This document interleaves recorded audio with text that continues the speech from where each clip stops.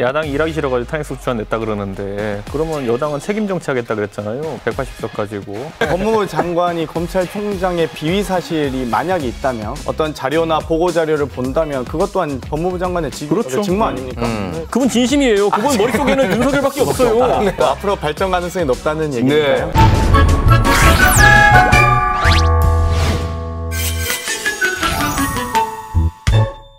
네, 우리 더 라이브가 월요일엔 원로 정치인과 함께 하는데 화요일은 신생 정치인과 함께 하겠습니다.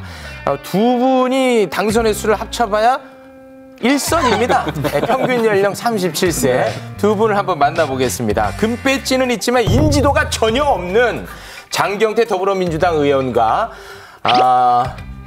배지는 없지만 인지도는 조금 있는 이준석 미래통합당 전 최고위원 두 분 어서 오십시오. 안녕하십니까. 네, 안녕하세요. 저쪽에 배지 있어요? 아니, 좀 없죠. 뭐 그렇게 저는 달고자 하는 출마 안 하신 분들한테 괜한 트집을 저희는 상관이 없으니까. 네. 소개 말씀 어떻게 좀 불편하셨습니까? 아닙니다. 저는 괜찮죠? 네. 예. 현재 상황을 말씀드린 거니까. 뭐 앞으로 발전 가능성이 높다는 얘기니까요. 네.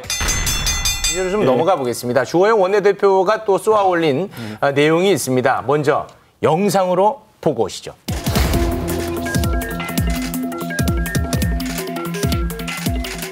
공권력의 최고 상징인 검찰총장을 전 국민들이 보는 가운데 이렇게 무지막지하게 핍박하는 정권이 이전에 또 있었습니까? 이게 법치주의 대한민국입니까? 탄핵소추안을 제출했습니다. 이는 대한민국의 법치주의를 지키기 위한 것입니다. 21대 국회가 민주당이 과반 이상이기 때문에 추미애 법무부 장관 탄핵 소추안이 사실상 통과되기는 어려울 것 같은데 그럼에도 통합당이 이렇게 밀어붙이는 이유는 뭡니까? 실질적으로 탄핵이라고 하면 예를 들어 지금 검찰청법이 문제가 되고 있는데 추미애 장관이 검찰청법에 문제가 있다고 해가지고 검찰에 고발한 건 형사적 조치고요. 탄핵은 어쨌든 법 위반에 해당하는 것이 있다고 판단하기 때문에 정치적인 책임을 묻는 거거든요. 그렇기 때문에 저는 이 부분에 대해 가지고는 충분히 소수당이 할 수 있는 그런 선택이다. 이것이 가결되는 건 다른 문제일 겁니다. 네. 다만 우리가 이런 탄핵 절차를 진행하게 되면은 결국 조영훈 대표도 일부 언급했지만은 추미애 장관의 문제 하는 것들 중에 어떤 부분이 문제점인지를 지적할 수 있거든요. 그렇기 때문에 저는 형식적으로 할 필요가 있다고 생각합니다. 자, 저희 방송을 이제 초등학생들도 많이 보고 있기 때문에 탄핵이 되려면은 이제 150표 이상을 받아야 되는 거죠. 그런데 이제 민주당이 뭐 거의 한 180석 이상 갖고 있으니까 현실적으로는 좀 불가능할 거다 이런 얘기가 나오고 있는 겁니다. 그러니까 뭐 이제 300석 중에 3분의 1이 발의 권한이고요. 2분의 1이 이제 탄핵 요건을 채우는 건데요. 어찌되면 좀 면피용이라고 봅니다. 그러니까 저희 보고 개헌이 부동산 덮기를 위한 뭐 회피용이 아니냐고 하는데 사실 일하기는 싫고 할 건 없고 하다 보니까 면피하시는 거죠. 그러니까 소위 이 추미애 장관께서 예를 들면 탄핵 소추안을 발의할 만한 어떤 요건을 갖췄는지 정확하게 구체적으로 명시한 게 없어요. 아마 탄핵 소추안 보시면 아시겠지만 그렇기 때문에 과연 이 만약 탄핵을 하실 만한 국민들께서 납득할 만한 그런 어떤 스토리텔링을 해주셔야 되잖아요. 그럼 법사위에 들어오셔서 추미애 장관을 어찌되고 현안지를 통해서 그 해당 법사위 상임위에서 장관에 대한 자질 검증이든 뭐 정책적 결함이든 발견해 주셔야 되는데 갑자기 뜬금없이 탄핵 소추안하니까 국민들도 모르겠고 사당의 의원들도 아마 이유를 모르실 겁니다. 아마. 야당이 일하기 싫어가지고 탄핵소추안 냈다 그러는데 그러면 여당은 책임 정치하겠다 그랬잖아요. 180석 가지고. 지난주에 부동산 잡기에서 한 일이 뭡니까? 이제 180 잡은 지 한 달 그러니까 지난주에 한 거 숙제 뭐 했어요? 앞으로 해서 보여드릴 겁니다. 저희가 지난주에 부동산 잡기 한 게 뭐냐고요? 710 대책도 발표했고요. 아마 8월 4일날 본회의까지도 저희가 쉴 새 없이 임시국회 일정을 지금 달려가고 있습니다. 지난주에 한 거는 민주당 의원 진성준 의원이 저 상암동 방송국에서 부동산 잡을 생각 없다고 한 거밖에 없어요.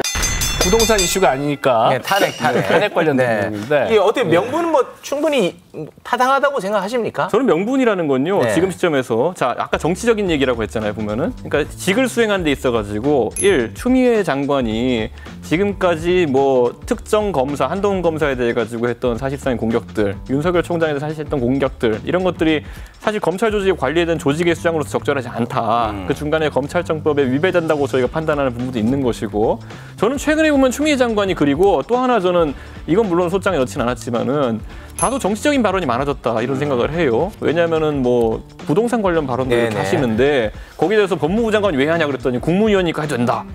이런 식이면 좀 있으면 여성가족부 장관도 할 수 있습니다. 국무위원이니까. 그러니까 이런 식으로 전반적인 부분에서 그러니까 정치인이 아니라 이제 어쨌든 장관으로서 책임지는 소관 부처가 있는데 너무 넓어가신다. 총장을 공격한다면 뭐 예를 들면 뭐 인사권 남용을 했든 품위 손상을 했든 권한 남용을 했다면 검찰에 고발하셔야죠. 고발이 돼 있어요. 소위 법이 정하고 있는 수사 지휘권을 사용한 것이지 이 수사 지휘권을 사용한 것에 대해서 법무부 장관에서 책임을 묻는다면 그거는 뭐 어떻게 하라는 겁니까? 일을 하지 말라는 고발은 돼 있다고. 알겠습니다. 네, 그럼 좀 요거 이제 정치적 해석이 필요한 것 같아서 두 분한테 좀 여쭤보고 싶습니다. 추미애 장관이 아주 그 유명한 또 장면이 잡히지 않았습니까? 탄핵소추 관련한 소식을 듣고 이제 미소를 띠기도 했고요. 네. 윤석열 지금 사진 나가고 있죠? 네, 나가고 있죠. 네. 윤석열 검찰총장 가족과 관련된 자료를 보고 있는 저 장면이 이제 포착이 됐단 말이죠. 요것은 이제 의도된 연출인 건지 의도라면 어떤 의도가 있는 건지 이건 정치적 해석이 좀 필요해 보입니다. 나와가지고 대정부 질문하든지 국회에서 이제 장관이 배석했으면은 상당히 이제 거기 집중해야죠. 딴짓을 했어요. 근데 뭘 딴짓 하나 봤더니만은 윤석열 총장 가족에 대한 얘기를 네네. 캐고 있었어요. 네. 그러니까 저는 뭐 그분의 최대 관심사가 그거겠죠 최근에. 그러니까 딴 게 눈에 안 들어오는 것이 아닌가. 그러니까 일부러 노출한 거예요, 그러면요? 아니죠. 평소에 관심 있게 보던 잡지가 평소에 보이는 보는 거죠. 그럼 실수라고 보면 되겠군요. 실수 아니 평소에 그분 진심이에요. 그분 머릿속에는 윤석열밖에 없어요. 근데 이해한다니까요, 저는요. 법무부 장관이 검찰총장의 비위 사실이 만약에 있다면 거기에 대한 어떤 자료나 보고 자료를 본다면 그것 또한 법무부 장관의 그렇죠. 직무 아닙니까? 본회의장에서 정말 보고 싶으셨나 보죠. 그러니까. 혹시 연출일까요? 의도된 연출? 뭐 자신감 넘치는 경고가 아니었을까. 경고성 연출이다. 그러니까 지금 방금 전에 나온 거잖아요. 법무부 장관의 직무라는 거는 검찰 잡는 거니까 성실하게 직무 수행 중이시라는 거잖아요, 지금. 검찰을 지휘하실 권한이 있는 거죠. 저희가 이제 시간이 다 됐습니다. 오늘 첫 시간부터 정말 불꽃 튀었는데 다음번에 또 기회가 마련이 될지 지켜보도록 하겠습니다. 자, 늦은 시간 함께해 주신 두 분 고맙습니다. 네.